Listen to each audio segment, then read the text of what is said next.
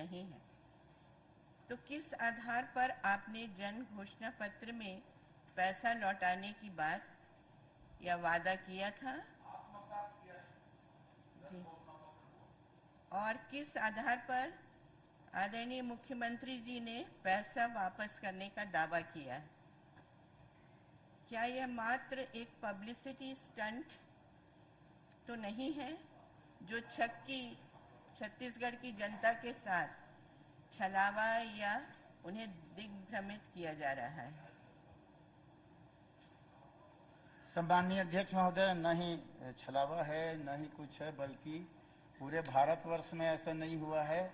हम लोग छत्तीसगढ़ में इसको संज्ञान में लेकर के छत्तीसगढ़ के एजेंट, छत्तीसगढ़ की जनता की राशि वापस हो उसको कर रहे हैं। रही सवाल घोषणा पत्र में एक शब्द चलता है chit fund company, chit fund company, chit fund company पैसा लगा रहे हैं, वो शब्द एक है, लेकिन कानूनन जो है जो चिट फंड कंपनी है उसका आपने जो प्रश्न किया है वो अलग प्रश्न है। आपने ये कहा है कि वर्ष 18 से छत्तीसगढ़ प्रदेश में निवेशक के रूप में कितनी चिट फंड कंपनियां संचालित थीं, कंपनियों के नाम सहित जानकारी देवें।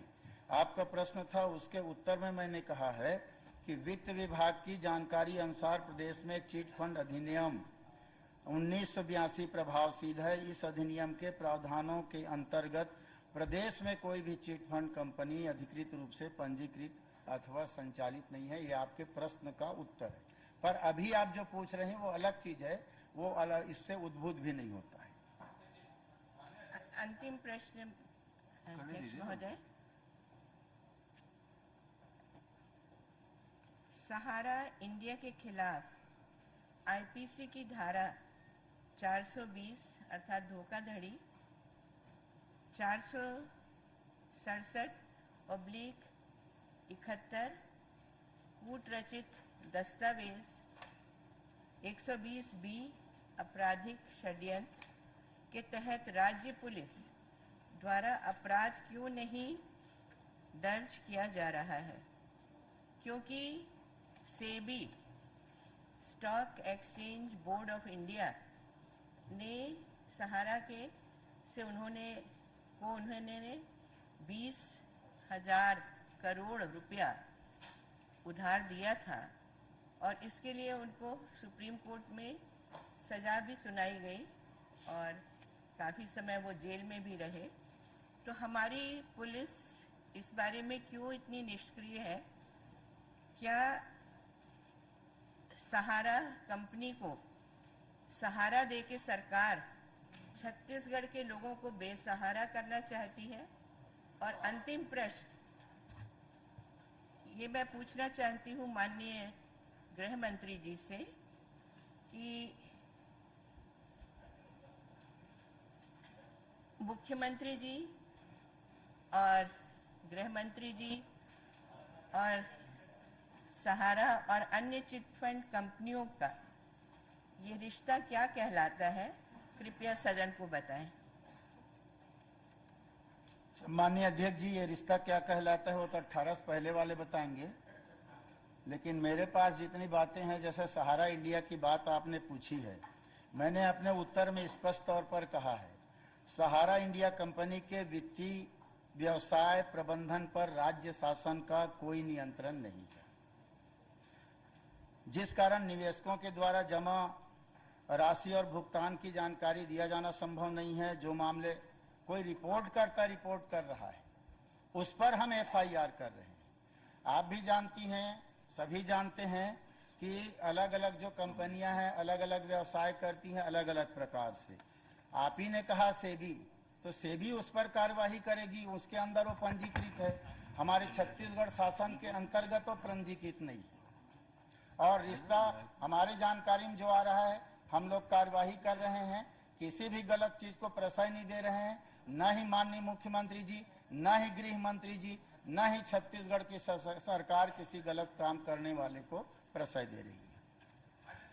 हाँ, चंद्राकर जी से पहले एक मिनट, माननीय कमलेश्वर पटेल जी जो मध्य प्रदेश के विधायक हैं, मंत्री रहे हैं, आज यहाँ उपस्थित हैं, हम लोग उनका स्वागत करते हैं। चंद्राकर जी। माननीय अध्यक्ष महोदय,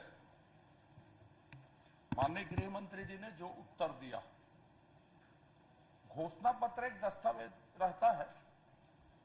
ये पहली सरकार है जिसने राज्यपाल महोदया के अभिभाषण में कहा कि इसको हमने आत्मसात किया।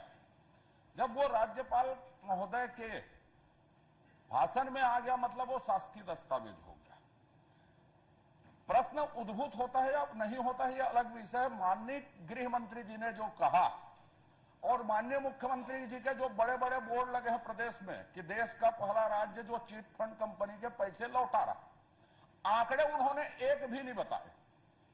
कितने लोगों की गिरफ्तारी हुई, कितने लोगों ने शिकायत की, और आवेदन लेने के लिए कैंप लगे विशेष, उस कैंप में कितने आवेदन जमा हुए, उस पर कितनी कार्यवाही करके कितने पैसे वापस किए। सम्माननीय अध्यक्ष महोदय, इस प्रश्न से उद्भूत नहीं है। आपकी बात में रिकॉर्ड में ये आ गया, हम कार्रवाई कर रहे हैं, इसलिए उद्भूत होता है। या तो कार्रवाई से उसको निकाला जाए जो आपने पहले उत्तर दिया उसको। माननीय अध्यक्ष महोदय, सरकार ने कैंप लगाया, कैंप में कितने, जब कार्रवाई कर रहे हैं उन्होंने कहा है, रिकॉर्ड में आया है, तो अभी तक कितने एफआईआर हुए, कितने एफआईआर में कितनी नीलामी हुई, कितनी गिरफ्तारी हुई, कितने पैसे वापस हुए, और कितने लोगों के आवेदन सरकार को प्राप्त हुए। जब ये कार्रवाई कर रहे हैं और विज्ञापित भी सरकार कर चुकी है कि हम इतने लोगों के ऊपर कार्रवाई कर चुके हैं, मुख्यमंत्री जी भाषण दे चुके हैं, उसमें एकमात्र राज्य है, तो बताने में क्या है, उद्भूत नहीं होता है। नहीं, आपके उत्तर के पहले लाइन में आ चुका है, या तो उसको आप माफी मांग के विलोपित करवाइए। माफी मांगने वाला काम हमारी सरकार, मुख्यमंत्री हम लोग नहीं करते। विलोपित करवाइए पहले। विलोपित करेंगे जब आप बोले हो कितना आवेदन आया है। माननीय अध्यक्ष जी, बोले हो चिट फंड में कार्रवाई कर रहे हैं करके। माननीय अध्यक्ष जी, सदस्य जी ने जो प्रश्न किया उसके उत्तर में मैंने कहा कार्रवाई कर रहे हैं, उस पर इनको जानकारी लेना है तो अलग चर्चा मांग ले, कोई चर्चा नहीं, जानकारी दे। आपने पहले प्रश्न के उत्तर में ये कहा है, निकलवा के देख लीजिए कि हम कार्रवाई कर रहे हैं, नीलामी कर रहे हैं, सब कर रहे हैं। ये एकमात्र सरकार है। मैं एक छोटा सा प्रश्न पूछा, आपने आवेदन शिविर लगाए, तो आवेदन शिविर में कितने आवेदन मिले, कितने एफआईआर हुई, और कितनी नीलामी हुई, कितनी गिरफ्तारी हुई, कितने को वापस हुआ। चंद्राकर जी, इस पे मेरे ख्याल से पूर्व सूचना की जरूरत है। शिवरतन शर्मा जी। माननीय अध्यक्ष जी, माननीय मंत्री जी ने कहा है कि सहारा इंडिया पर राज्य शासन का नियंत्रण नहीं है, जिस कारण यूनेस्को द्वारा जमा राशि और भुगतान की जानकारी दिया जाना संभव नहीं है। मैं आपके माध्यम से माननीय मंत्री जी जानना चाहता हूं कि सहारा इंडिया के हजारों लोगों ने नवंबर के महीने में राजधानी में प्रदर्शन किया है अपनी जमा राशि की वापसी के लिए। राज्य शासन को समय समय पर उन्होंने लेटर भी लिखा है। क्या ये प्रदर्शन हुआ था, कब हुआ था प्रदर्शन, और कितने आवेदन सहारा इंडिया वालों ने आपको दिया है, उसकी जानकारी आप उपलब्ध करा दें। सम्माननीय अध्यक्ष महोदय, मैंने पहले ही कहा है, जैसा कि माननीय शर्मा जी ने कहा, सहारा इंडिया कंपनी के वित्तीय व्यवसाय और प्रबंधन पर राज्य शासन का कोई नियंत्रण नहीं है। इस कारण उनके राज्य शासन का पैसा डूब रहा है। मैं बोल रहा हूँ, राज्य के लोगों का पैसा डूब रहा है। मैं बोल रहा हूँ ना, शर्मा जी जवाब आने सुनना भी तो सीखो ना। मैं बोल रहा हूँ, मैं सुन रहा हूँ, तो बैठो ना। तो कि राज्य शासन का नियंत्रण, बैठो ना। तो राज्य के लोगों का पैसा डूब रहा है, नियंत्रण कैसे नहीं होगा? अरे भाई उत्तर दे लो, फिर चिल्लाना ना। चलिए बोलिए, सुन रहे हैं। उस कारण से उनके जो जमा राशि है और भुगतान की वो जानकारी दिया जाना संभव नहीं है। माननीय अध्यक्ष महोदय, आवेदकों ने हमारे पुलिस विभाग में जो आवेदन दिया उसमें 137 शिकायत अभी तक आई है और उस पर जांच चल रहा है। 4 में हम लोगों ने अपराध पंजीबद्ध किया है, राजनांदगांव में जांच चल रहा है, उसके बाद कार्रवाई होगी। अगर इनका वित्तीय नियंत्रण नहीं है, मान्य अध्यक्ष, अगर इनका सहारा इंडिया पे वित्तीय नियंत्रण नहीं है तो 4 में एफआईआर आपने कैसे कर दिया? आप इस बात का जवाब दीजिए। हमारा नहीं आपके कथित, हाँ बोलिए। बोल तो रहा हूं ना, वित्तीय नियंत्रण नहीं है, ये भी कटु सत्य है। मैं बार बार दोहरा के कह रहा हूं कि राज्य शासन का इस पर वित्तीय नियंत्रण नहीं। और जानकारी के अनुसार जो बात आपने कहा है कि इनका सहारा इंडिया का अलग अलग जो बिजनेस होता है, जैसे सहारा इंडिया रियल एस्टेट, ये आरओसी कानपुर से है।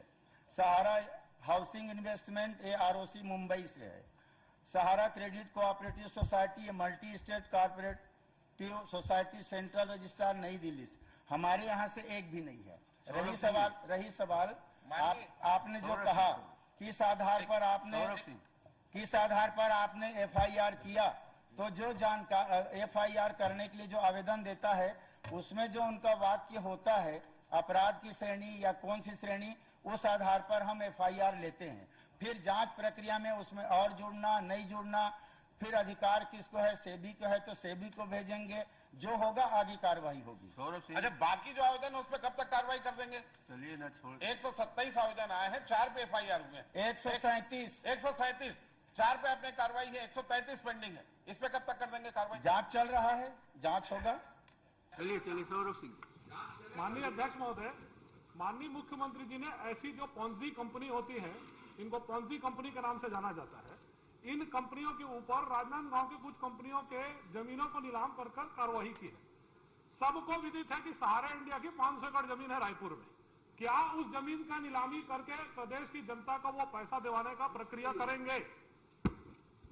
नियमानुसार ही किया जाएगा, हमारे अधिकार में है उसको हम करेंगे, नहीं है तो जिसके अधिकार में है भेजेंगे। जब राजनांदगांव में हो रहा है तो रायपुर में क्यों नहीं? राजनांदगांव में हो रहा है तो रायपुर में क्यों नहीं? डॉक्टर रमन सिंह। जब राजनांदगांव में हो रहा है तो रायपुर में क्यों नहीं? कहाँ हो रहा है राजनांदगांव में? आपने मुख्यमंत्री जी ने कहा है क्या हो रहा है? कंपनी की हम जमीन की नीलामी जो हमारे अंडर में है उसकी कर रहे हैं, जो राज्य शासन के अंडर में जो राज्य सरकार के अंडर में नहीं है, चलिए राज्य सरकार के अंडर में नहीं है। सौरभ सिंह जी, नागरिकों का कोई पैसा खा जाए, हाँ, चिटफंड कंपनी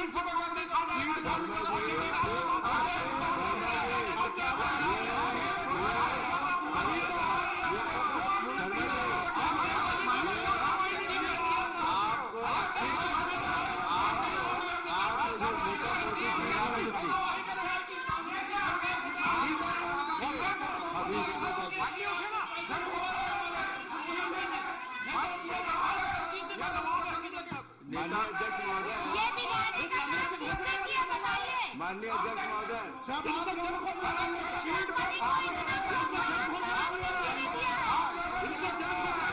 आप लोग करवाए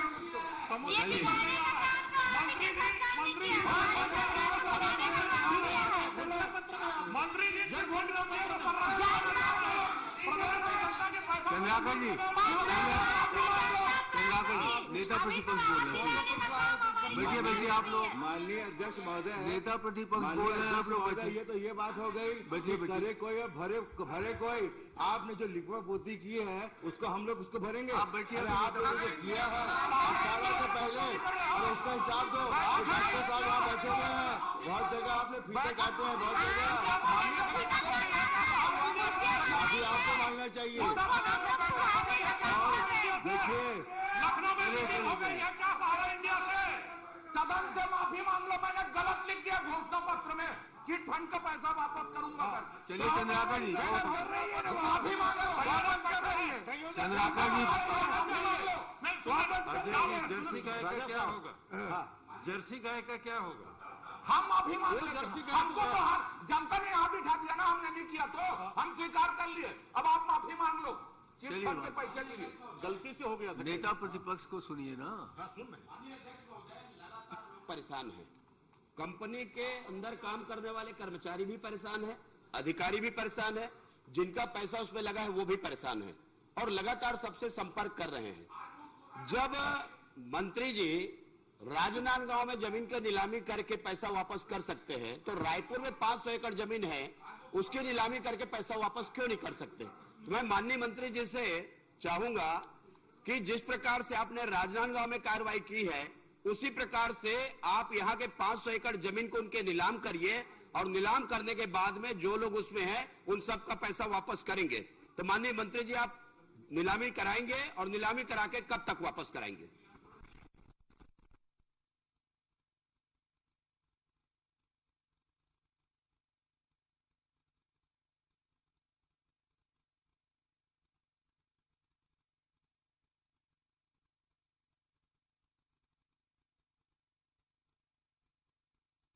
प्रक्रिया के तहत किया गया है।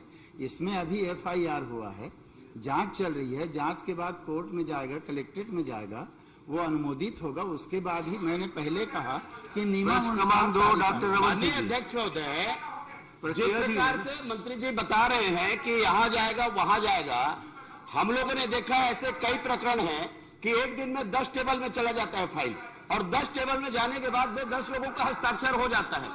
ऐसा उसको हनुमान जी के पूंछ की तरह बढ़ा रहे हैं कि जैसे उसको यहां से जाएगा, वहां से जाएगा, हवाई जहाज से जाएगा, फिर पैदल जाएगा, तब कलेक्टेट पहुंचेगा, और कलेक्टेट, अरे भाई कलेक्टेट आपके अंदर में है, कलेक्टर यही है, कलेक्टर कोई छत्तीसगढ़ से बाहर नहीं है, आपके रायपुर में है, रायपुर में जमीन है, रायपुर में थाना है, और इसलिए यदि कार्रवाई करने की नियत है तो उसमें समय सीमा आप बताएं, और नई नियत है तो आपको बोलना चाहिए कि हमारी नियत नहीं है। मैं माननीय मंत्री जी से पूछना चाहता हूं ये कार्रवाई कब तक हो जाएगी? माननीय अध्यक्ष जी, चिटफंड कंपनियों के जाकर उद्घाटन ही नहीं लोग करते थे।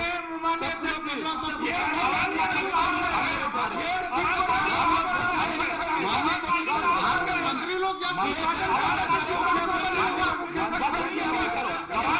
नहीं गए क्या बताओ?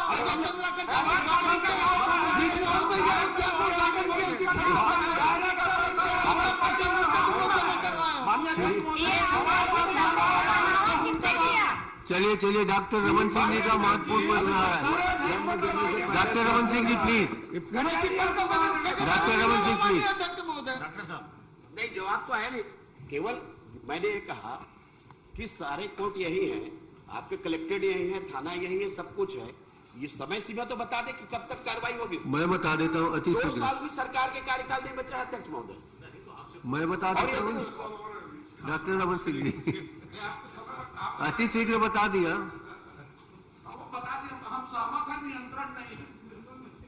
डॉक्टर रमन सिंह जी। माननीय अध्यक्ष महोदय, मेरा प्रश्न अध्यक्ष महोदय उपार्जन केंद्र से धान के उठाव से संबंधित है, और मैंने एक रिपोर्ट मांगी है कि किस किस महीने में कितना धान राइस मिलों को दिया गया, कितना संग्रहण केंद्र में परिवहन को भंडारण हेतु दिया गया। इसके पीछे प्रश्न करने का कारण अध्यक्ष महोदय कि 2020-21 का प्रश्न अब 21-22 में आ गए। पिछले साल जितनी विसंगतियां थी, जितना अफरा तफरी था, और उसकी वजह से करोड़ों रुपया का धान सड़ गया, उसका परिवहन नहीं हो पाया, और परिवहन ना करने की वजह से सिर्फ और सिर्फ सरकार की गलत नीतियां थी, और गलत नीतियों की वजह से किसानों का नुकसान ही नहीं, राज्य सरकार का या फूड डिपार्टमेंट का नहीं, ये नेशनल लॉस हुआ है। लाखों क्विंटल धान सड़ गया और उसका परिवहन नहीं हो पाया, अभी तक संग्रहण केंद्र से उठकर नहीं जा पाया।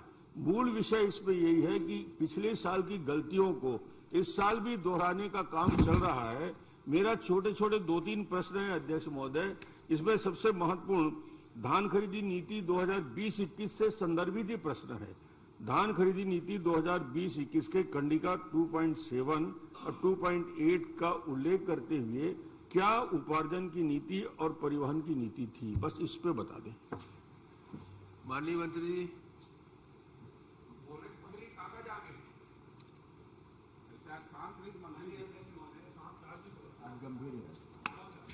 डॉक्टर साहब का प्रश्न तो जवाब दे पर देखिए, उनको नाराज मत करिए, नहीं तो अंग्रेजी में उत्तर देंगे, फिर आपको समझ नहीं संस्कृत में भी देंगे बोल रहे नहीं, अंग्रेजी में दे देंगे आप।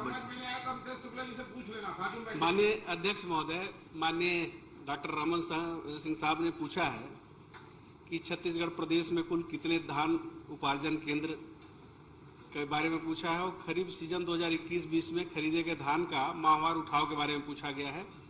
इसके बारे में जानकारी स्पष्ट दिया हुआ है कि 2020-21 में 2311 उपार्जन केंद्र के माध्यम से धान खरीदी किया गया, और जो कस्टम मिलिंग के लिए धान उठा हुआ है समिति से 59,12,000 लाख मीट्रिक टन एवं संग्रहण केंद्र से 20 लाख मीट्रिक टन का उठाव हुआ है। और जिसके बारे में आप पूछ रहे हैं कि पिछले साल संग्रहण में जो परिवहन में जो दिक्कत आया, उसके बारे में सर्वविदित है कि महामारी के कारण, अवर्षा के कारण और केंद्र के द्वारा जो है हमको अनुमति देने में विलंब के कारण, इन सब कारणों से जो दिक्कत आई वो सर्वविदित है। माननीय अध्यक्ष महोदय, कहाँ का उत्तर कहाँ जा रहा है?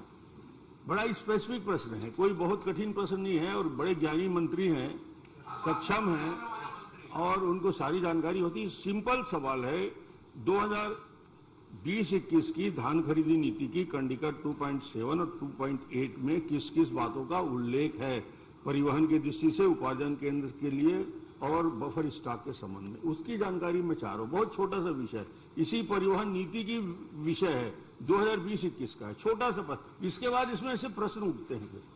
2.7, 2.8 की जानकारी दे देखिए अध्यक्ष जी, माननीय डॉक्टर रमन सिंह जी 15 साल तक मुख्यमंत्री थे, और जितना भी दिक्कत है पिछले उन्हीं के समय का है।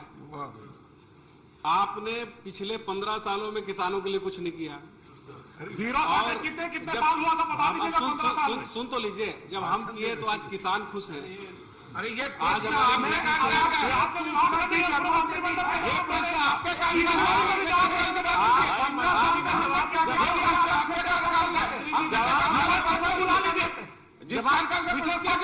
अच्छा सुन तो लीजिए, आप वो बीमारी को वहीं पर रखिए, सुनिए पहले। आपकी का बीमारी है ना, आपने पूछा कि संग्रहण केंद्र से कितना, समिति से कितना, छोटा पॉइंट है। हमने बताया है कि कुल जो धान खरीदी, आपका मूल प्रश्न है उसको देखिए पहले। मूल प्रश्न में आपने जो चीज पूछा था उसके बारे में आपको जानकारी स्पष्ट बता दिया गया है। और इसके अतिरिक्त अगर आपके पास जवाब नहीं है तो जवाब मंगा लें। साहब पूछा था, बहुत स्पेसिफिक आप अपना मूल प्रश्न देखिए। नीतिगत मंत्री यदि नीतिगत विषयों का जवाब नहीं देगा, नीतिगत विषयों को लेकर विधानसभा में चर्चा नहीं होगी। अब मेरे कार्यकाल में 15 साल में कितना ईयर रहा जो जीरो शॉर्टेज रहा, सोसाइटियों को कितना कितना धन राशि उनको दी गई, 15 साल में कोई लॉसेस नहीं हुआ, ये विषय चर्चा का नहीं है। उसके लिए तो लंबी चर्चा होगी कि 15 साल में क्या शानदार नीति थी।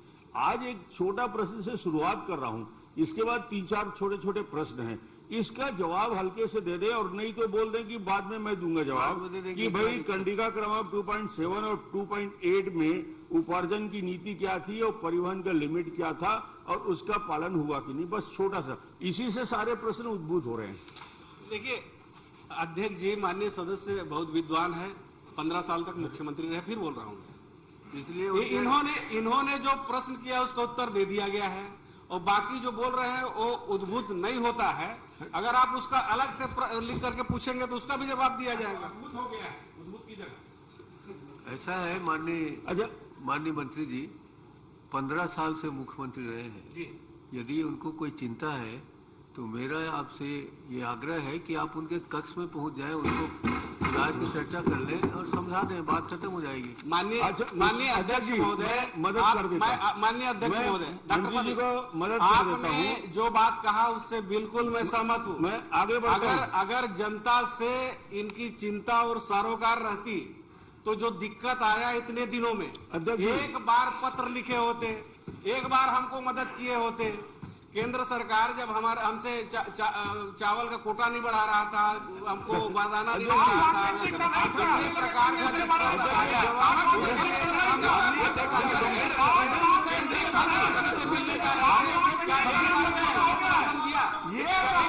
लिखा गंभीर माननीय अध्यक्ष महोदय, उत्तर माननीय मंत्री जी इतने विद्वान हैं, कुछ पूछना तो पूछेंगे। माननीय मंत्री जी इतने विद्वान हैं कि कल दूसरे मंत्री के प्रश्न में तो पूरे जवाब दे रहे थे, लेकिन आज जब प्रश्न की बारी आई ना तो घिघी बन गई है। 15 साल कहां से आ गया? 15 साल कहां से आ गया? हमारे मंत्री अच्छा जवाब दे रहे हैं।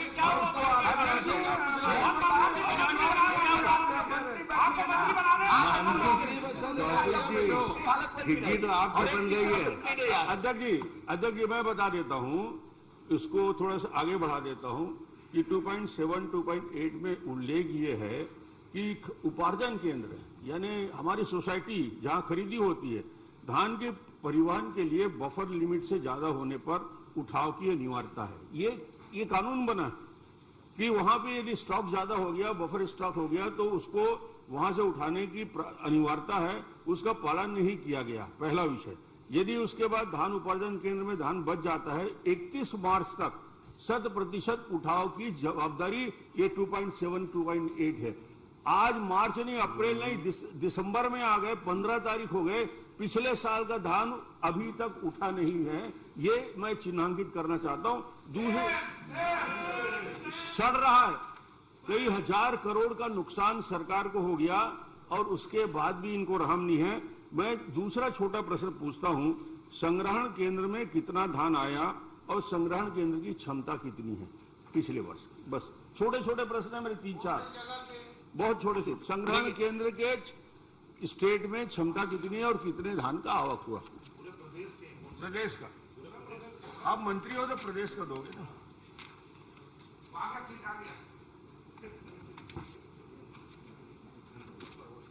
माननीय अध्यक्ष महोदय, खरीफ विपणन वर्ष 2020-21 में कस्टम मिलरों द्वारा धान का उपार्जन के प्रारंभ से ही लगातार उठाव किया जाता रहा है। संग्रहण केंद्रों की भंडारण क्षमता के अनुसार ही धान का भंडारण किया जाता रहा है। ये प्रश्न नहीं है अध्यक्ष महोदय, मेरा प्रश्न बहुत छोटा है और ये मंत्री जी हैं। संग्रहण केंद्र की क्षमता, यदि संग्रहण केंद्र की मान लें उसकी क्षमता 35 लाख मीट्रिक टन है, जो है, मैं इनको बता देता हूं, उस 35 लाख मीट्रिक टन के अगेंस्ट में कितना संग्रहण हुआ, ये छोटा सा प्रश्न है। अब मंत्री जी जब प्रदेश स्तर के जवाब नहीं देंगे तो किस स्तर का जवाब मैं देंगे? दे रहा हूं डॉक्टर साहब, इतना अधीर मत होइए, मैं दे रहा हूं। इसके साथ आप थोड़ा प्रश्न कर रहे हैं तो उसका उत्तर भी तो सुनिए। इसके साथ आप तो पूरा भाषण कर रहे हैं। चलिए मैं बैठ जाता हूँ, बताइए। पूरा धान खरीदी केंद्र से जो उठाव हुआ, मिलर्स जो सीधे उठाव किए वो 59,12,000 टन, फिर गलत जा रहे हैं। और संग्रहण केंद्र को प्रदाय किया गया 22,038 लाख मीट्रिक टन। मैं क्षमता पूछ रहा हूँ। क्षमता मैं जो बोल रहा हूँ ना कि ये जो मिलर्स सीधे उठाए 59 लाख मीट्रिक टन, और जो सुनना 2 लाख उत्तर दे पर नहीं आवाज पुनः राजी मैं जो बता रहा हूँ वो सही है। आप जो पूछ रहे हैं उसको सुनिए आप। मैं बोल रहा हूँ कि 59 लाख सीधे मिलर्स उठाए अभी बहुत सारे और 22,38,000 टन संग्रहण केंद्र में गया। तो जो मिलर्स समिति से उठाए और शेष धान को संग्रहण केंद्र में जितना आया उसका क्षमता का क्या है, जो शेष बचा सब संग्रहण केंद्र में भेजे? इसका भी जवाब नहीं आ पाया। तीसरा, कितने प्रश्नों का जवाब नहीं देंगे मैं आगे बढ़ता जाऊंगा। चल जितना नहीं देंगे मैं आगे बढ़ूंगा, क्योंकि उसमें रुकूंगा तो आप समय नहीं दोगे। तीसरा छोटा प्रश्न, उससे भी छोटा है। राज्य सरकार की अस्पष्ट धान खरीदी नीति के कारण धान 8.97 लाख मीट्रिक टन की विक्रय में नीलामी की प्रक्रिया करना पड़ा। उस नीलामी की प्रक्रिया में राज्य सरकार को कितना नुकसान हुआ? चलिए तीसरा, खरीफ विपणन वर्ष 2020-21 में 8,97,000 मीट्रिक टन धान का विक्रय किया गया और जिसमें सरकार को कुल नुकसान तो ज्यादा 500 नहीं गलत बता रहे हो। एक गलत है, पूरा पढ़ लीजिए आप आराम से। 15 साल काय करत रहे, दूसरा कुछ काम नहीं तो पर्ची मंगा लीजिए उस समय। बता रहा हूँ। आप जानकारी ले लीजिए, हम लोग बैठे हैं। सब मिली, चिंता मत करो आप। इसमें 554 करोड़ का नुकसान हुआ है। अध्यक्ष महोदय, ये सरासर गलत उत्तर है। मैं तो इस सही उत्तर का विरोध कर रहा हूँ। बता देना भाई, वो मैं बता रहा हूँ, आ रहा हूँ मैं उसी थोड़ा प्रश्न में। कठिन प्रश्न पूछ ले तो कोई प्रश्न नहीं, बहुत सरल प्रश्न है। 900 करोड़ से ऊपर का नुकसान हुआ है, इधर से पर्ची आने में विलंब हो गया, ठीक है।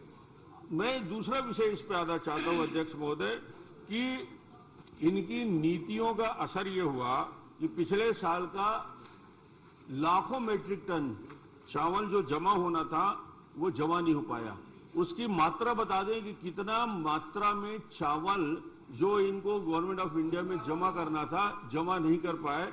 इस विषय में कितनी मात्रा में चावल जो जमा करना था उसमें असफल हो गए। ये इसी से संबंधित एक मिनट मंत्री जी, इसी से संबंधित पत्र आदरणीय धर्मलाल जी कौशिक का है इन दोनों को समाहित कर लें, क्या चावल की बात आ गई धान से? डॉक्टर साहब का प्रश्न अलग है, मेरा उसमें अलग है, छोटा छोटा प्रश्न।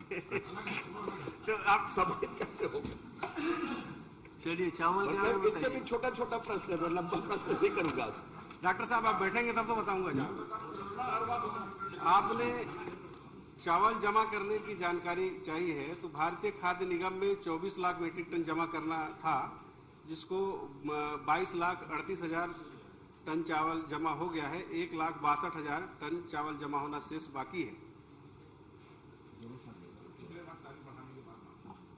अध्यक्ष महोदय, सबसे महत्वपूर्ण विषय, इन सारे विषयों को लेकर जितने प्रश्न आ रहे हैं उसमें यदि उपार्जन केंद्र और संग्रहण केंद्र, यदि नुकसान इतना नहीं हुआ होता, यदि परिवहन की व्यवस्था हो जाती और जहां पे सोसाइटी है वहां पे ना कैप कवर रहता, ना पानी के ड्रेनेज के सिस्टम होता, ना कोई व्यवस्था होती।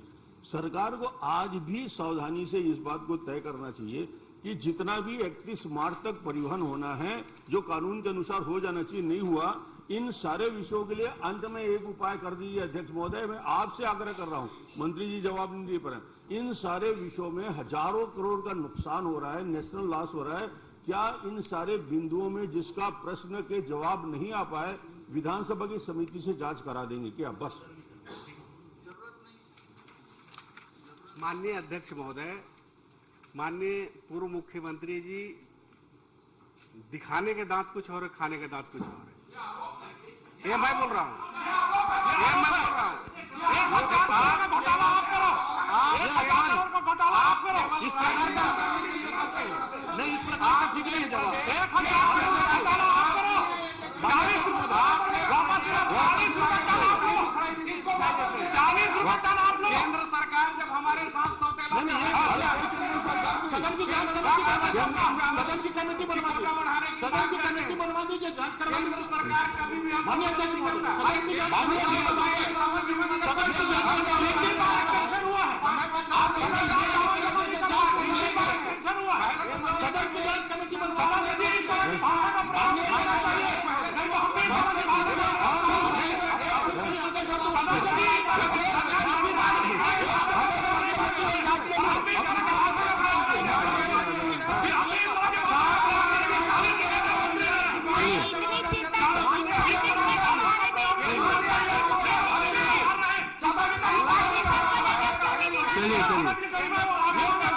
मैं कर दे।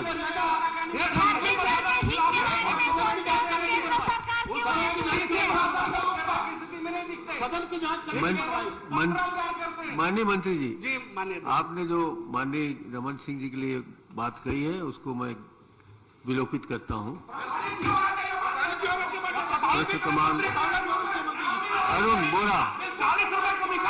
अरुण बोरा, प्रेस क्रमांक 3।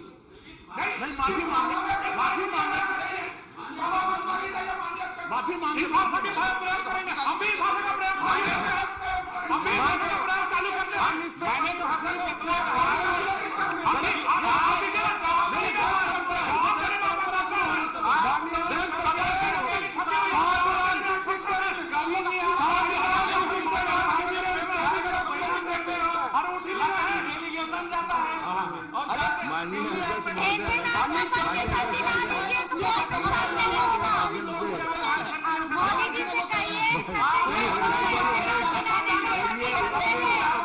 माननीय अध्यक्ष महोदय, सच्चाई को भी स्वीकार करना चाहिए। बोरा जी, आप गलत नहीं कहा। बोरा जी, आप अपने प्रश्न। जी माननीय अध्यक्ष महोदय, मैं माननीय मंत्री जी से जानना चाहता हूँ, मैं विचार करूँ प्रदेश में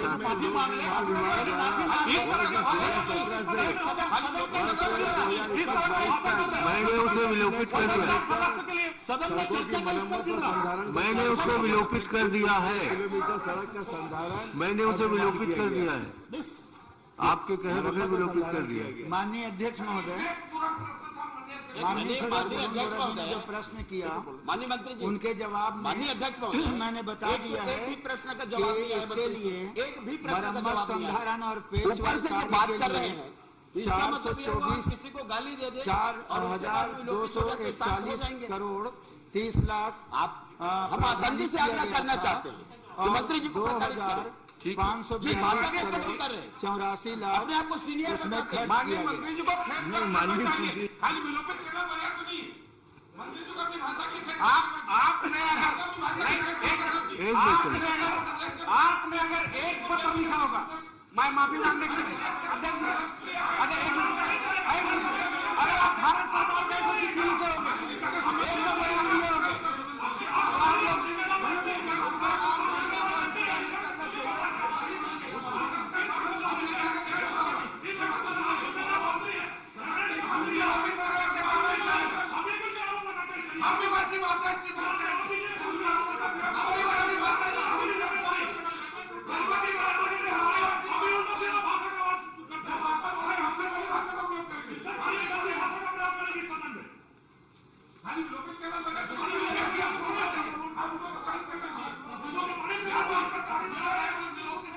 इसमें हाथी के दांत दिखाने के अलग होते हैं, खाने के मुहावरा है। उसी के तर्ज पर अगर किसी ने कहा है कि आप दिखाने का अलग क्या हो जाता है। माननीय अध्यक्ष महोदय,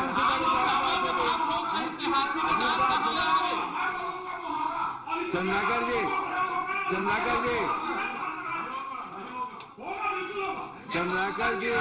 माननीय अध्यक्ष महोदय,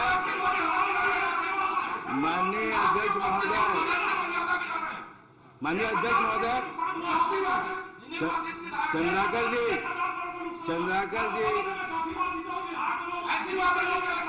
उसके लिए केंद्र सरकार जिम्मेदार है। हमारा छत्तीसगढ़ का चावल नहीं दे रहा है। इसके लिए जिम्मेदार कौन है? विचार करो, तब समझ में आएगा। आप लोग किसानों के पक्ष में केंद्र सरकार को लिखे हो क्या? आप लोग अगर केंद्र सरकार माननीय अध्यक्ष महोदय, छत्तीसगढ़ का चावल माननीय मंत्री जी, का शर्त मानने के लिए तैयार। माननीय मंत्री जी, इतना नुकसान की आप लोग जिम्मेदार को सिर्फ केंद्र सरकार है। परमिशन दिला दीजिए, सब ठीक हो जाएगा। एक मिनट शांत माननीय रहिए। अध्यक्ष महोदय, आपत्तिजनक शब्दों को तो मैंने विलोपित कर दिया है अपने आप ही, और ये खेद व्यक्त करने का मामला माननीय मंत्री जी के विवेक पर है। मैं चाहता हूं वो अपने विवेक का इस्तेमाल करें। और आप लोग जो माननीय अध्यक्ष महोदय, मैंने तो केवल इतना ही कहा था कि आप लोग जितना बात करते हैं, कभी कभी किसानों के पक्ष में बयान भी दे दिया करें, चिट्ठी भी दे दिया करें। केवल दिखावा के लिए अगर आप लोग करते हैं, मेरा कहने का संदर्भ यही था। और अगर मेरी बात से पीड़ा हुई है तो मैं उसके लिए मैं खेद व्यक्त कर देता हूं। खेद व्यक्त कर दीजिए। आप बोल दिए तो हो गया, खेद व्यक्त करते हैं। चलिए ठीक है, आप बोलना है ना, अध्यक्ष के आदेश में अगर बोल दे। विधानसभा की प्रक्रिया तथा कार्य संचालन संबंधी नियमावली के 250 के उपनियम 1 के तहत निम्नलिखित सदस्य अपने स्थान को छोड़कर गर्भगृह में प्रवेश करने के कारण सभा की कार्यवाही से स्वमेव निलंबित हो गए हैं। धर्मलाल जी कौशिक, डॉक्टर रमन सिंह जी, पुन्नूलाल मोहले, अजय चंद्राकर जी, नारायण चंदेल, शिवरतन शर्मा, सौरभ सिंह जी, डमरूधर पुजारी, रजनीश कुमार सिंह और श्रीमती रंजना दीपेंद्र साहू।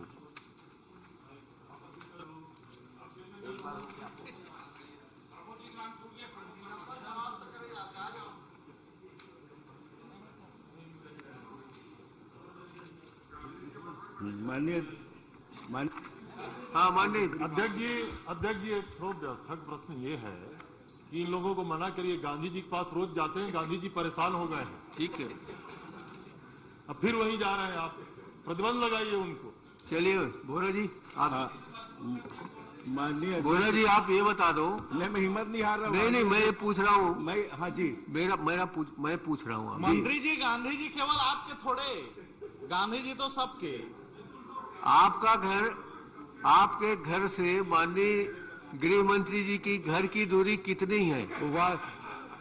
वॉक डिस्टेंस है, बिल्कुल है, बिल्कुल लगा वही है। तो फिर आप लोग आके प्रश्न उत्तर वही कर लिया करो, यहाँ क्यों समय ले रहे हो? तो चलिए मंत्री जी जवाब फिर दीजिए। भी एक औपचारिकता मैं पूछ लेता हूँ माननीय मंत्री जी से। मैं माननीय सदस्यों का निलंबन समाप्त करता हूँ, कृपया कार्यवाही में भाग लें। माननीय मंत्री जी, मैं माननीय अध्यक्ष महोदय से के माध्यम से आपसे जानना चाहता हूं कि प्रदेश में लोक निर्माण विभाग द्वारा जी माननीय अध्यक्ष महोदय, हम आज के प्रश्नावली में अमरजीत भगत माननीय मंत्री जी के जितने प्रश्न हैं उसमें किसी भी प्रश्न में हम प्रश्न नहीं करेंगे। अब मैं खेद में बेचारा कर दिया है, मैंने भी उसको विलोपित कर दिया था, अब आगे प्रश्न चल रहा है, उसको छोड़िए। चलिए माननीय अध्यक्ष गृह मंत्री का उत्तर सुनिए। आप भी उनको बेचारा कह रहे हैं। संसदीय कार्य मंत्री बैठे हैं, सबसे सीनियर सदस्य मौन बैठे हैं इतनी बड़ी घटना पे। प्रदेश के पूर्व मुख्यमंत्री के लिए उन शब्दों का उपयोग हुआ और आपकी शांति। अब 2 मिनट आप बैठ जाइए, फिर मैं बोलूं। किस बात को इंगित करती है? थोड़ा बैठ जाइए, थोड़ा मैं एक मिनट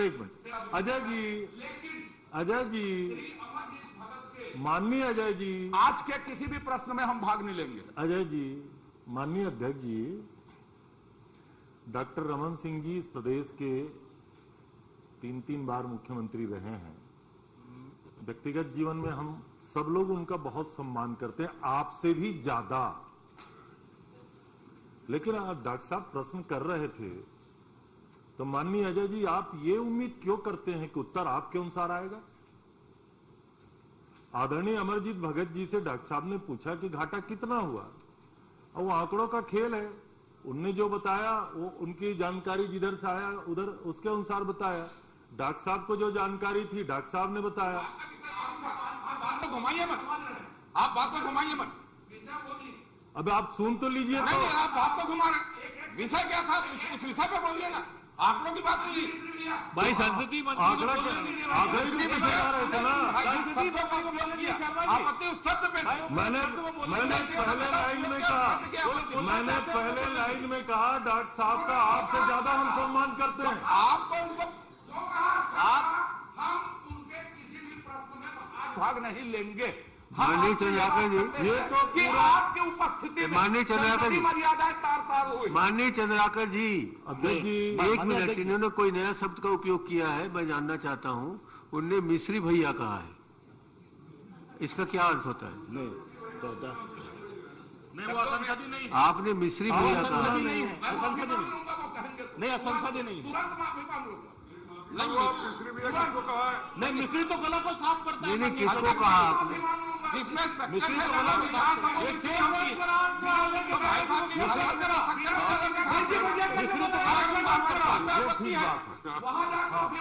अगर उनको आपत्ति हमारे मिस्री भी है हम तो कुछ नहीं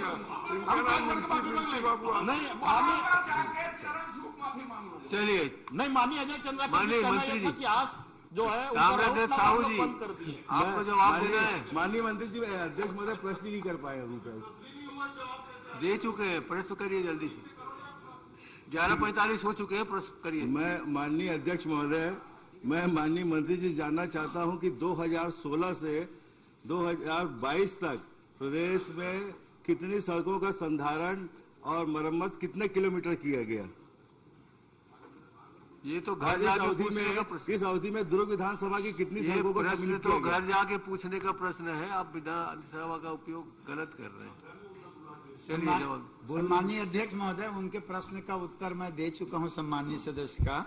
उन्होंने सिर्फ इतना पूछा है, वर्ष 16-17 से 21-22 तक लोक निर्माण विभाग, लोक निर्माण स्टेट हाईवे सड़कों की मरम्मत, संधारण, पेच वर्क के लिए कितनी राशि प्रावधानित की गई और कितनी खर्च की गई।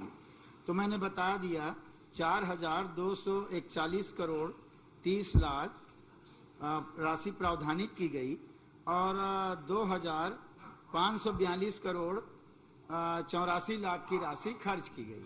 माननीय अध्यक्ष महोदय, ये तो आप राशि बता रहे हैं, कितने किलोमीटर का मैं जानना चाहता हूँ। और दुर्ग विधानसभा में कितनी सड़कों का संधारण और मरम्मत शामिल किया गया? दुर्ग विधानसभा में 6 मंत्री हैं, उस हिसाब से किया गया होगा। प्रश्न क्रमांक 4 नेताम जी। माननीय एक छोटा सा प्रश्न और है माननीय अध्यक्ष महोदय, मैं माननीय मंत्री जी जानना चाहता हूँ कि प्रदेश में कितने स्टेट हाईवे हैं? स्टेट हाईवे के अंतर्गत कुल कितने किलोमीटर की सड़कें हैं? संतराम जी। सम्मानीय अध्यक्ष महोदय, प्रश्न अलग है और ये कितना किलोमीटर क्या मैं मैंने पहले ही पूछा ना कि आपका घर उनके घर में कितना अंतर है, एक दूसरे को वहीं गुदगुदाली कीजिए। चलो नेताम जी। माननीय अध्यक्ष महोदय, मैं माननीय मंत्री जी से एक सवाल किया था कि वरिष्ठ अधिकारी होते हुए भी आप कनिष्ठ अधिकारी को प्रभारी क्यों बनाया गया है?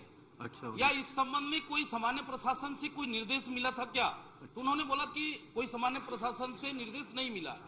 तो मैं जानना चाहता हूं मंत्री जी से कि ऐसे क्या मजबूरी थी कि आप 29 अधिकारी वरिष्ठ होने के बाद भी आप कनिष्ठ अधिकारियों को बनाए? माननीय मंत्री जी। सम्माननीय अध्यक्ष महोदय, माननीय सदस्य के प्रश्न के उत्तर में मैंने स्पष्ट कह दिया है, जैसा कि उन्होंने खुद कहा कि विभाग का या सामान्य प्रशासन विभाग का इस पर कोई निर्देश नहीं है, कोई आदेश नहीं है। विभागीय कार्यवाही के संचालन के लिए वरीयता के आधार पर, उपयुक्तता के आधार पर हम लोग समय समय पर, जैसे किसी का ट्रांसफर हुआ तो हम लोग वहां जो है उसको प्रभार दे देते। ये प्रभार है सर, पदस्थी पूर्ण रूपेण नहीं है, तो ये व्यवस्था के अंतर्गत ये किया जाता है। और कोई बात? माननीय अध्यक्ष महोदय, मैं माननीय मंत्री जी से जानना चाहता हूं कि लोक निर्माण के 78 अधिकारियों के विरुद्ध में विभागीय जांच लंबित है। उक्त 78 अधिकारियों का किस वर्ष से जांच लंबित है? यदि लंबित है तो क्यों लंबित है और क्या कारण है? अगर जानबूझकर कोई जांचकर्ता अगर लंबित बता रहा है तो उसके ऊपर क्या कार्रवाई करेंगे आप? सम्माननीय अध्यक्ष महोदय, जांच दूसरे विभागों में होता है, हमारे विभाग से भी होता है, एसीबी ईओडब्ल्यू में, तो उसका कारण तो मैं नहीं बता पाऊंगा क्योंकि वो विभाग में रहेगा। लेकिन जांच में लंबित रहते हुए भी जब तक निराकरण ना हो जाए तब तक कि उसको प्रभार देने में कोई बात नहीं होती अध्यक्ष जी, उसको दिया जा सकता है। अध्यक्ष महोदय, मैं जितना भी ये 78 लोगों का आपके पास रखा हूं, वो सारे विभागीय जांच आज भी लंबित है। अगर कितने पुराने वर्ष में आपको वर्ष पूछा हूं और कब तक, अगर वो क्यों कारण है, अगर जानबूझकर कोई जांच अधिकारी ने अगर वो उसको किया है तो इसको तो आपको स्पष्ट उत्तर आ जाना चाहिए अध्यक्ष महोदय। मेरा सवाल लगाने का मतलब ये है कि ऐसे कितने भी लंबित है और उनको भी प्रभार दे रहे हो आप, ये मैं जानना चाहता हूँ कितने वर्ष से? 1 साल, 2 साल, 3 साल चल सकता है अध्यक्ष महोदय, और वर्षों से अगर लंबित है तो इसका क्या कारण है और उसके ऊपर क्या कार्रवाई करेंगे आप, ये मैं पूछ लेता हूँ। कब से लंबित है ये सन तो मैं अभी उपलब्ध नहीं है अध्यक्ष जी, बता नहीं पाऊंगा। लेकिन जो है प्रकरण में है, कार्यवाही प्रचलन में है, कार्यवाही होने के बाद पूरा डिटेल जैसे मांगे हैं, तारीख कब से है तो बता दिया जाएगा। पर अलग अलग है, जो 2 एसीबी ईओडब्ल्यू में जो है वो 78 नहीं है, मात्र 41 लोग हैं और बाकी विभागीय जांच है। अध्यक्ष महोदय, मेरा अंतिम प्रश्न है, उसके बाद मैं प्रश्न नहीं कर पाऊंगा। विभाग के 60 अधिकारी अध्यक्ष महोदय, जो ईओडब्ल्यू तथा एसीबी में ये जो जांच चल रही है अध्यक्ष महोदय, तो मैं पूछना चाहता हूं मंत्री जी से कि कितने अधिकारियों के खिलाफ में न्यायालय में चालान पेश हो चुका है, ये मैं जानना चाहता हूं। न्यायालय में चालान वाली जानकारी के प्रश्न में नहीं था अध्यक्ष जी, ये चल रही है, उसकी जानकारी उन्होंने पूछा था, वो मैंने दी। चलिए चंद्रा जी। माननीय अध्यक्ष महोदय, माननीय मंत्री जी ने कहा कि वरिष्ठ के रहते हुए कनिष्ठ को प्रभार दिया गया है। प्रभार, मैं माननीय मंत्री जी से जानना चाहता हूं, अगर वरिष्ठ अधिकारी हैं तो जहां जहां भी जिस पद में भी अगर कनिष्ठ को प्रभार दिया गया है, क्या आप उनको हटा करके जो वरिष्ठ हैं उनको प्रभारी बनाएंगे? सम्माननीय अध्यक्ष जी, हमारे विभाग की सतत प्रक्रिया है, जैसे अभी प्रमोशन कर रहे हैं हम लोगों ने। एसी से चीफ इंजीनियर किया तो उसमें बहुत सा परिवर्तन आया, पदस्थ किए उनके जगह में, प्रभारी हटे। फिर ई से हमने एसी में प्रमोशन किया तो फिर वो जो प्रभार हटे और उनके जगह पोस्टिंग होती गई। अभी हम लोग प्रमोशन कर रहे हैं असिस्टेंट इंजीनियर एई से ई का, उसका भी ऑर्डर होने वाला है, तो स्वयं वो पदस्थी होती जाएगी और हटते जाएंगे। चलिए धन्यवाद। माननीय अध्यक्ष महोदय, जितने दिन आदरणीय धर्मलाल जी कौशिक, क्या आप वरिष्ठ को प्रभारी माननीय धर्मलाल जी कौशिक, आपका प्रश्न क्रमांक 5। माननीय अध्यक्ष महोदय, गतिरोध समाप्त नहीं हुआ है और मंत्री जी के सारे उनके जो विभाग से संबंधित जो कार्रवाई में हम लोग भाग नहीं लेंगे और मैं प्रश्न नहीं करना चाहता। उनका तो पौनी पसारी बंद कर दिया गया है। माननीय खाद्य मंत्री जी द्वारा प्रस्तुत शब्दों को मैंने विलोपित कर दिया है और माननीय मंत्री जी ने खेद भी व्यक्त कर लिया है उसके बाद अब सदन में उपस्थित रहकर प्रश्न करना उचित संसदीय परंपरा नहीं है। अतः मेरा सदस्यों से अनुरोध है कि प्रश्न पूछकर उन्हें जो संसदीय अधिकार प्राप्त है उसका जनहित में उपयोग करें। नहीं, प्रश्न क्रमांक 6 नरेंद्र साहू जी।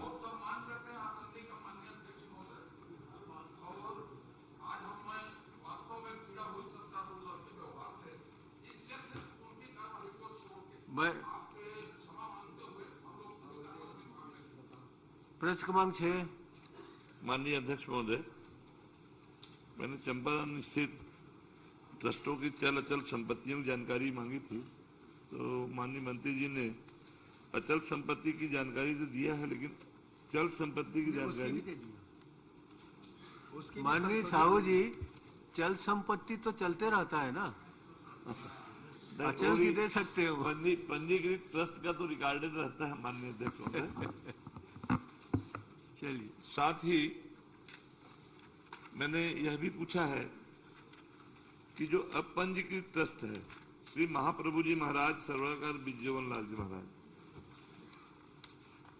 ये अपंजीकृत ट्रस्ट अभी तक संचालित है कईयों सालों से, जिसका पंजीयन नहीं हुआ है। और माननीय अध्यक्ष महोदय, दोनों ट्रस्टों के द्वारा काफी बड़े पैमाने पर अचल संपत्ति की बिक्री की गई है। क्या जितनी भी जमीनों की बिक्री की गई है उसको शासन से या कलेक्टर से विधिवत बिक्री पूर्व अनुमति उन्होंने ली है या शासन के द्वारा प्रदान की गई है, ये जानकारी दें। सम्माननीय अध्यक्ष महोदय, मूलतः ये जो प्रश्न है राजस्व विभाग से संबंधित है और पिछले 2-3 बार माननीय विधायक महोदय राजस्व से पूछ चुके हैं। अभी जानकारी लेकर के जो चल अचल संपत्ति की बात है, मैं माननीय विधायक जी से कहना चाहूंगा कि निश्चित तौर पर जो बिंदु है जहां गलतियां हुई हैं, ऐसा आपको लगता है उचित नहीं है ऐसा लगता है, तो वो प्रश्न मुझको दे दें। मैं कलेक्टर, एसडीएम जिनसे भी होगा मैं तत्काल उसकी जानकारी आपके समक्ष करवा दूंगा। माननीय अध्यक्ष महोदय, मेरा माननीय मंत्री जी जांच का आश्वासन दे रहे हैं, उनको धन्यवाद देता हूं, लेकिन मैं इसमें उल्लेख करना चाहूंगा कि सुप्रीम कोर्ट के आदेश के मुताबिक किसी भी ट्रस्ट की मंदिर की जमीन किसी भी परिस्थिति में बेचने का उनको अनुमति नहीं है, जबकि ये 2008, 2011, 12 तक लगातार अभी तक बिक्री चालू है इसका। तो इस पर मैं चाहूंगा कि जांच कराकर इसकी बिक्री को सब निरस्त करें। दूसरा, इसमें जिस जमीन का उल्लेख किया गया है, खसरा नंबर 729/2, 729/3, 2.4 हेक्टेयर, ये जमीन भी पिछले सत्र में मेरे ही प्रश्न के जवाब में हमने दिया, ये घास जमीन दर्ज है। वो घास जमीन को भी कूट रचित करके ट्रस्ट ने अपने नाम पर करा लिया और उसको दूसरे के नाम पर फिर उसको बिक्री कर दिया है। तो इस प्रकरण की भी जांच करा करके उसको वापस शासन के पक्ष में उसको नहीं दर्ज कराएंगे क्या? अध्यक्ष जी, मैंने इसीलिए विनम्रता पूर्वक कहा कि पिछले 2-3 बार के जो प्रश्न, अभी के प्रश्न सबको समाहित करते हुए कलेक्टर, एसडीएम के सामने इसकी पूरी बैठक करके जांच करा के उस पर बिल्कुल जो नियमानुसार है कार्यवाही की जाए। बहुत बहुत धन्यवाद आपको। डॉक्टर शिवरतन जी, शिवरतन शर्मा। माननीय अध्यक्ष महोदय, शिवरतन शर्मा, माननीय अध्यक्ष महोदय, बहुत बड़ा सा प्रश्न है।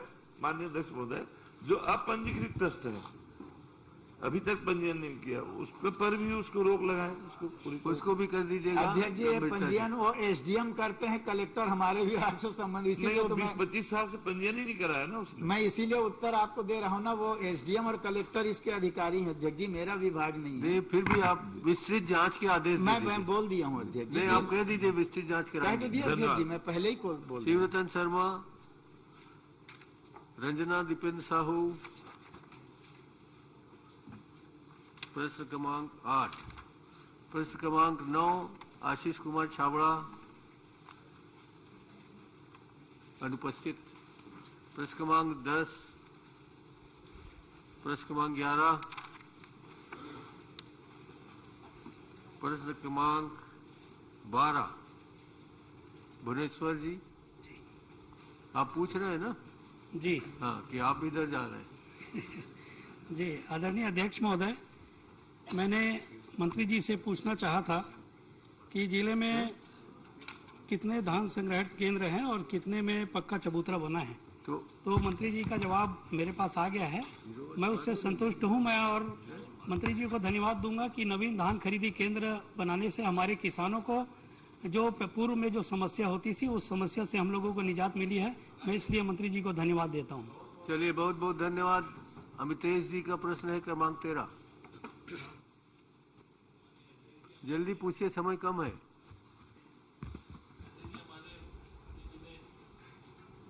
इस विषय में बोला है कि जो जवाब दिया है उसमें उन्होंने बताया है कि जो प्रश्न क्रमांक 13 का ख जो है कंडिका क के तहत कौन कौन से कार्य कितनी कितनी पूर्ण कराए गए। इसमें मैं सिर्फ इतना पूछना चाहता हूं कि जो जानकारी दी गई है उसमें जल आवर्धन योजना में एक जानकारी थोड़ी दी नहीं गई है। उसमें एक करोड़ों का काम हुआ था जल प्रदाय आवर्धन में, जो 11 करोड़ का काम था, उसकी बात की जानकारी दी नहीं है। तो उसकी जो बहुत घपला और भ्रष्टाचार हुआ है उसमें, और एक टैंक बना था स्टेडियम में वार्ड 15 में, उसका बहुत घपला हुआ है। तो क्या कोई एक समिति आप बना के उसकी जांच करा देंगे क्या? जल्दी से हाँ कह दीजिए, प्रश्न खत्म हो रहा है। पुरस्कार 2013-14 का है, उसको काम जो है पीएचई विभाग ने कराया था और वो काम पूर्ण हो चुका है। माननीय सदस्य की जो चिंता है, जो है माननीय सदस्य की जो चिंता है, उनको कुछ कहना है तो मेरे को बता देंगे, मैं उसको दिखवा लूंगा। जी, इनको कान में कुछ कह दीजिएगा। समिति की जांच करवा देना तो करो। 11 करोड़ का मामला भ्रष्टाचार का, आप मैं जानता हूँ बहुत ईमानदार है, तो आप उसमें कमेटी करा दी, बढ़िया हो जाएगा। भाई 2013-14 का है, सारे काम उन लोगों समय का पीएचई विभाग ने कराया है, कंप्लीट मेरे विभाग ने माननीय अध्यक्ष महोदय नहीं करवाया है। ये भैया प्रश्नकाल समाप्त। आपके समय में कार्यकाल में खत्म हुआ है ना। मैं माननीय सदस्य से प्रणाम।